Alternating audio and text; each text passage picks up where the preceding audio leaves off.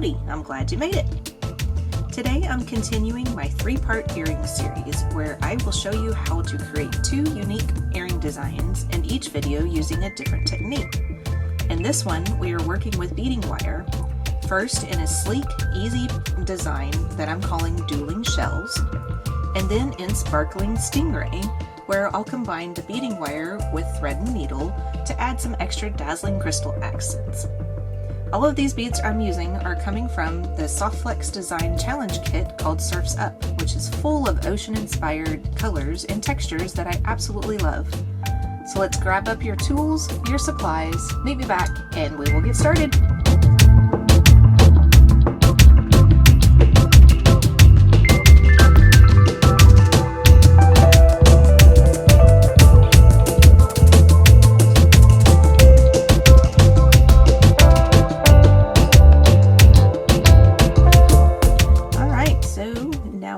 All of our supplies out for my dueling shells and we're going to go ahead and get started with that. So I have my extra little piece of wire of the beading wire and everything, and then I already have my 4-inch piece of wire that I cut off of the spool already.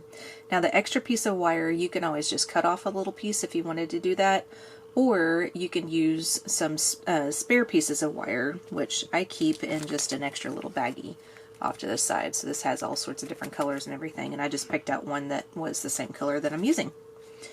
So first of all, we're going to make ourselves a little stop bead down at the end of the wire. To do that, we'll need our magical crimpers. You can always use whatever crimping tool is more comfortable for you to use, but I'm going to use the magical crimpers. So I'm adding my 2x2 crimp tube at the end of both those wires.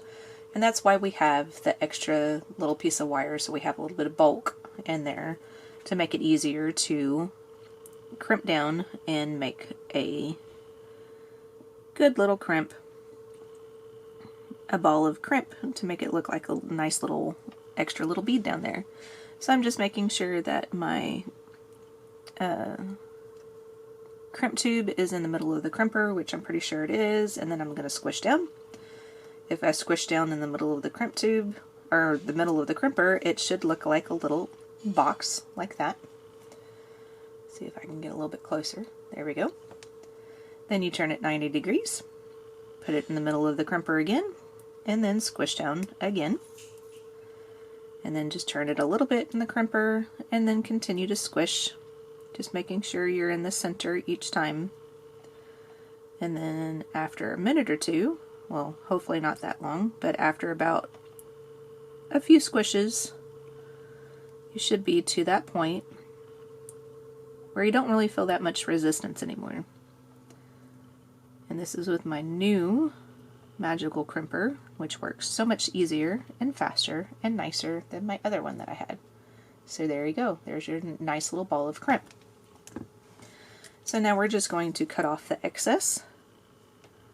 I'm going to get close to the crimp down there at the bottom, flush side to the crimp. I always do a double check and make sure that this is not coming off. So I'm just tugging on both ends, making sure that it's not coming off, or at least on the ball, and then making sure it's not coming off. And then make sure you're cutting off the small end, not the accidental large end, but you just want to trim that part off also. And then put this aside to use it in another project, which we'll use in the other earring actually. Alright, so now we have our little ball of crimp down on the bottom. So now we're going to start down here at the bottom of the earring. We're going to add the beads in order. Now the only thing that's different that I'm doing is with this top one up here. So as you can see on the first earring that I made, the end of the shell, where the shell ends right here, is at the top. Well, this one I'm going to have on the bottom, and that's only so if I do it like this, they're going to look the same, but sometimes people don't like that. They like to have things look mirror image like that, and in order to do that, that would mean that this would have to flip to the other side. So I was like, well, let's just do it like this. That way we have something that's looking similar, but just slightly different too. So hopefully that won't bother too many people. But if it does, you can always just keep doing it in that fashion, because it's going to flip around on your ear anyway, so it's not always going to stay straight. So I'm going to start with the clamshell bead, going from the bottom of the clamshell towards the top, or that little pointed portion of it. Then I'm going to pick up a seed bead,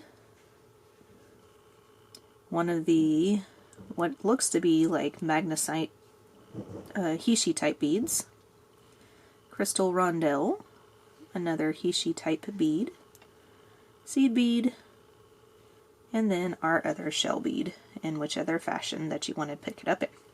So like that. Now we need to add our other crimp tube, and then I'm going to wrap the wire around, go back through the crimp tube, and I'm going to go ahead and go back through the shell bead as well, and then come out the shell bead.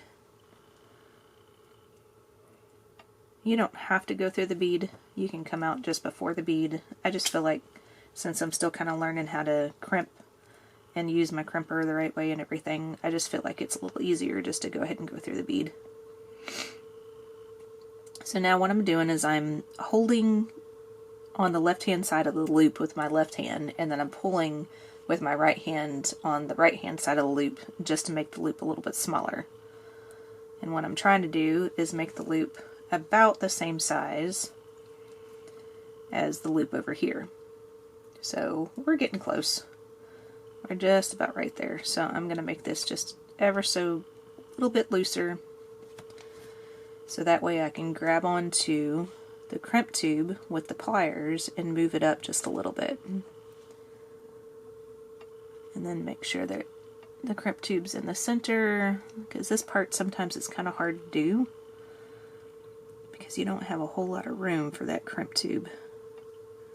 So all I'm doing is just trying to move the beads around and everything to where I can try to get the pliers to where I can grab onto the crimp tube and have it in the center of the crimper.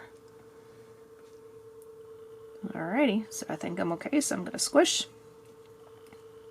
Yep, that looks pretty good. There's my little square.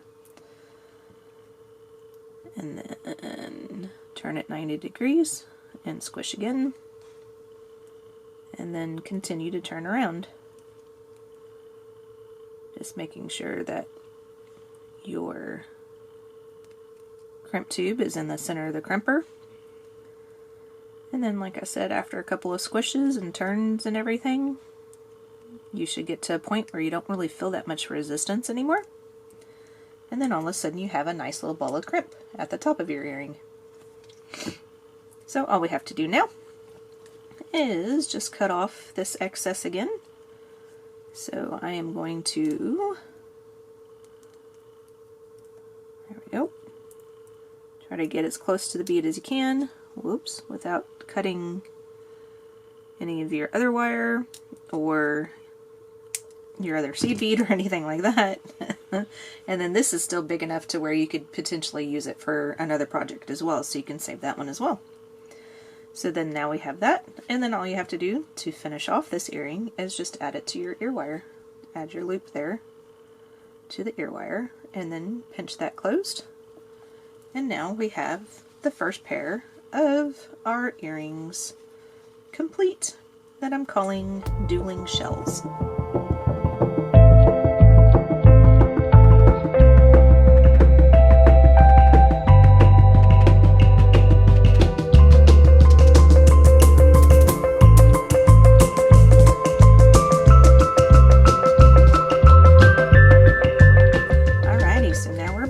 To do my Sparkling Stingray. So somebody had mentioned when I did the unboxing videos that these kind of reminded them of a stingray fish. So I was like, okay, that's kind of cute, so I think I'm going to use that. So Sparkling Stingray it is. So we're going to start off with doing the middle portion of the earring first, where we're going to add the large bead. So we're going to do the same thing down at the bottom that we did on the other one. Use your 4-inch piece of wire plus a little scrap piece of wire, and add your crimp tube down at the bottom. And I'm just kind of going through this a little bit faster than I did in the first one. And then make sure, I lost it. Ay. Okay, I thought I was going to do this faster than I did in the first one. Okay, now I got it back in there. Make sure it's in the center. Okay, getting it kind of close to the end and squish. And then, see how good we got. Okay, that's pretty good. And then turn it 90 degrees and squish. And then keep turning and squish down. Now you don't want to do this too fast if you're still learning. I think I said that in the first earring, but if I did not, you know, take your time with it if you're still learning how to use the crimpers. And then eventually you'll have your nice little ball of crimp down there. Alright, so we're going to cut off the excess like we did in the first one. Put that off to the side. Do my little tug test, make sure it's on there. It is. Oops. Make sure you're cutting off the smaller portion of your wire and just get right up against the crimp tube. And there you go. Now you have your nice little crimp tube down on the bottom of your wire as your stop bead. So now I'm going to do the mirror image we had talked about in the previous earring, that we flipped some of the earrings around and everything, the shell earrings. Well, I'm just going to put mine on the mirror image. There again, these are just going to continue to flip around, so it really doesn't matter. Just as long as on this earring or this bead, the point portion is more closer to the bottom portion of the middle of the bead, because the middle of the bead's like right here. So this part is, you know, on the lower side of the middle of the bead. So if it was facing in this direction, you would notice a difference. It would be like the other earring where the shell bead was flipped upside down. So you can do it that way if you want to. I'm just doing it this way. So we're just put that on.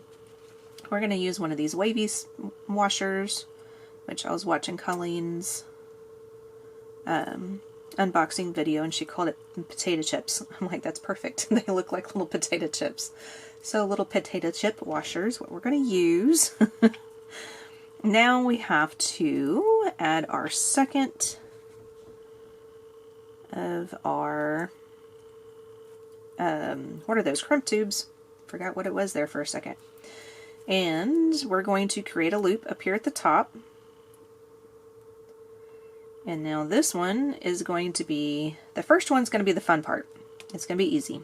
You just decide how long you want your earring to be, and you leave it at that. The second one is where you're going to have to figure out, okay, how long is it?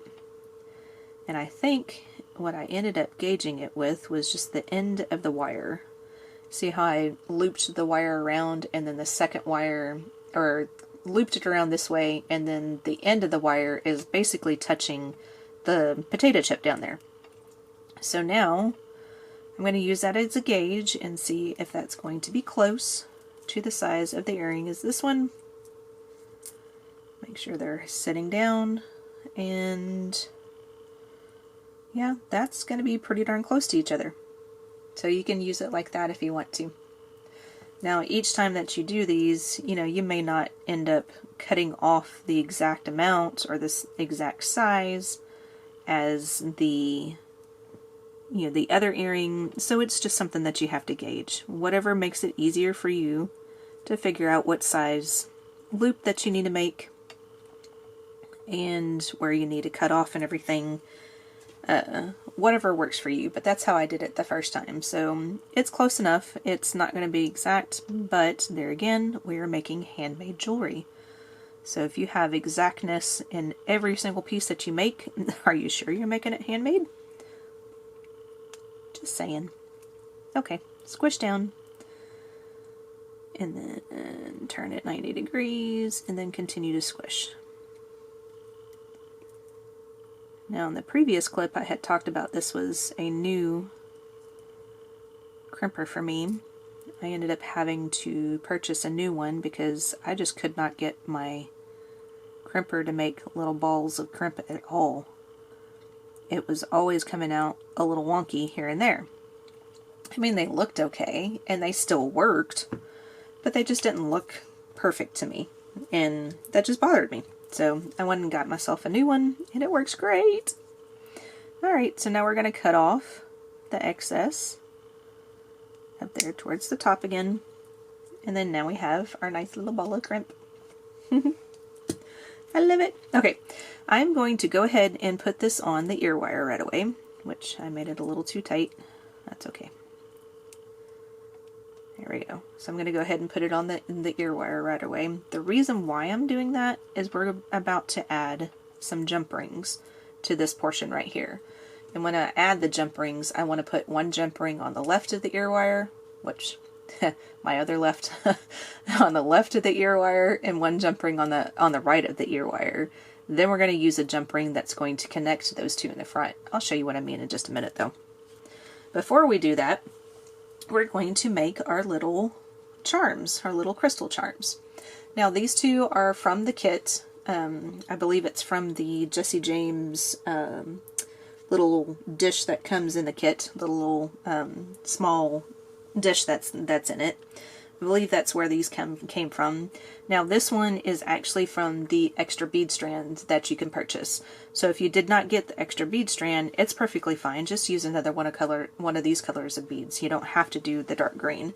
I just used the dark green just to give it a little bit of a pop of color. So whatever you have on hand. So it's another really good project to be able to use scrap thread. So we're using scrap wire and we're using scrap thread. So another good project for this. What we're going to start with is one of the daisy spacers. Then we're going to pick up whichever crystal that we're going to be using. Pick up a daisy spacer again. Then we're going to pick up an 11-0 and pick up an 8-0. So I have the daisy spacer, crystal, daisy spacer, 11, and then an 8. We're going to push this down towards the end of the thread to where it is comfortable for you to be able to hold on to. Then we're going to go back through these beads, skipping over the 8. So go back through the 11, the daisy, crystal, and daisy. And then come out. Now we have to add the same seed beads that are on this side. So add your 11 and your 8. Pull those down to the product. Then we're going to go back through everything again. So skip over your 8 again. Go back through the 11, the daisy, the crystal, the other daisy, the 11. And if you go back through the 8, that's fine because that's what you want to do anyway. I missed mine. So now I'm going to go back through the 8. And then I'm pulling from both directions, both the ending thread and the working thread. I'm through the 8 right now. Now we need to get back up here so we can tie off. So we need to go back through the 11, the daisy, the crystal, the daisy, the other 11. Wrap through that 8 one more time because we started off in between the daisy spacer and the 11-0. So we need to get back through that 11-0 one more time. So go back through your 8 for your second time. Go back through the 11-0 and just the 11-0 because that's where your starter thread is sitting at. Just like that. And then this is where we tie off. Now before you tie off, you want to make sure that your 8-0s are sitting in a way that you like. Right now, this 8-0 on the right hand side is sitting pretty close to what I want because I want them to sit just about like that, where they're basically sitting on top of the 11-0. The 8-0 on the left-hand side is sitting wonky. So just make sure that your 8-0s are sitting in the way that you like first. It just makes it easier. You don't have to do this if you don't want to. It just makes it easier for when you tie off. After you tie off, your threads are going to be much tighter, and so sometimes it just makes it harder to be able to get your 8-0 to sit in a way that makes it look nice. So after you get that done, then you just make yourself a simple knot. Right over left, left over right. For me, I make a loop, go through the loop towards me once, make a loop, go through the loop away from me once, using the short end of the thread as my guide as to knowing if I'm going towards me or away from me. And then just make sure that you're not wrapping around any beads, like I almost did just then. and pull tight, and then now you're tied off. So go ahead and burn that part off.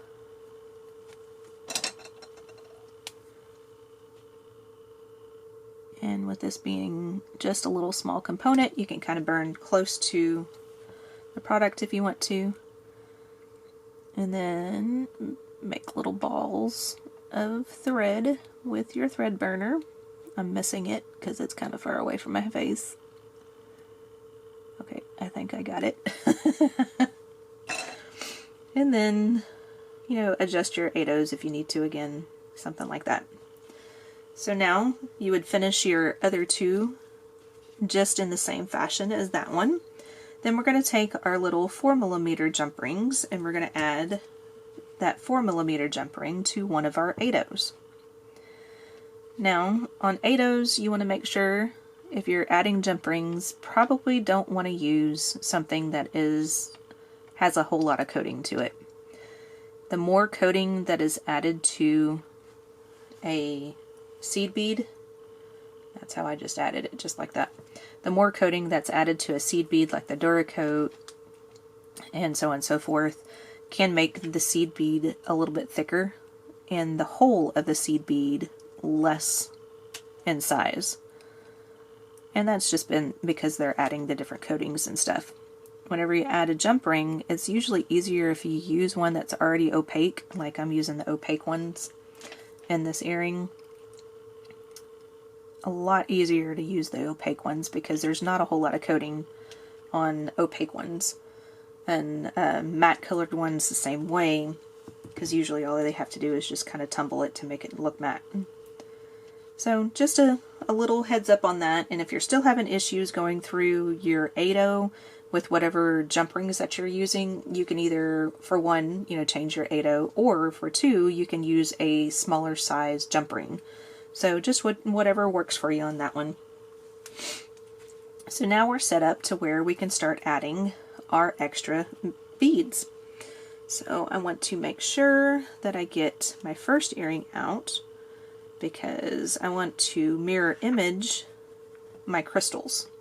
So on the first one I have the cream colored on the left and then the brown color or orange color, I don't know, I'll just call it brown, on the right, and then I have my green in the center. So I'm going to do a mirror image of that. So I'm going to start off with a jump ring, and I'm holding the earring just like this. That's why I added the ear wire, make it a little bit easier to figure out, okay, which one's going to be on the right hand side and the left hand side of the ear wire. So I'm going to start off to the right just because I'm right-handed, put my jump ring on, then I'm going to pick up the cream colored one, and I'm going to go through the jump ring of the cream colored and then close that off, and hopefully not shake enough to where I drop it. There we go. And make sure that's all sitting the way you want. So that one's on the right hand side of our loop. Now we're going to pick up our second one, and we're going to go to the left hand side of the loop, and then we're going to pick up our brown orange crystal, add that to that jump ring, and then close that up. So now we have the two jump rings on there just like that. Now for the third one, we're going to pick up our third 6mm jump ring, and we're going to go through the first two 6mm that we just added. So just those first two that are there, like that, and throw it somewhere on my bead mat. Oh, I found it. Okay. I was like, great, I may have to go get another one. Okay, so let's not throw it across your bead mat.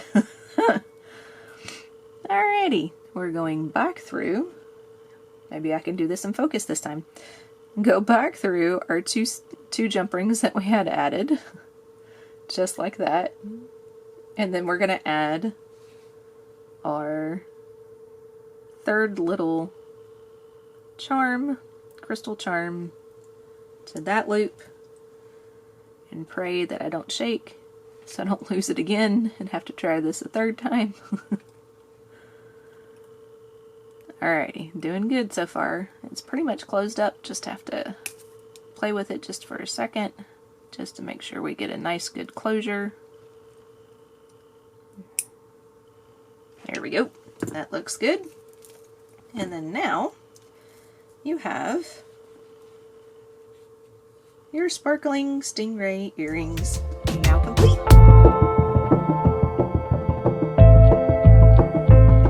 Our BT duo, our Dueling Shells, and our Sparkling Stingray is complete. I love how both designs bring out different elements from the Surf's Up kit, while showing also how versatile the beading wire can be. I hope you're feeling inspired to mix up your techniques and try something new.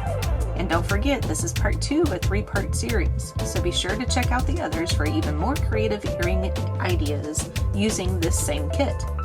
Thanks again everyone for watching. If you like what you're seeing, hit that subscribe button as well as the notification bell and the like button, so that way with the notification bell you'll be notified whenever I come out with a new video. Thanks again everyone. I'll see you in the next one. Bye now.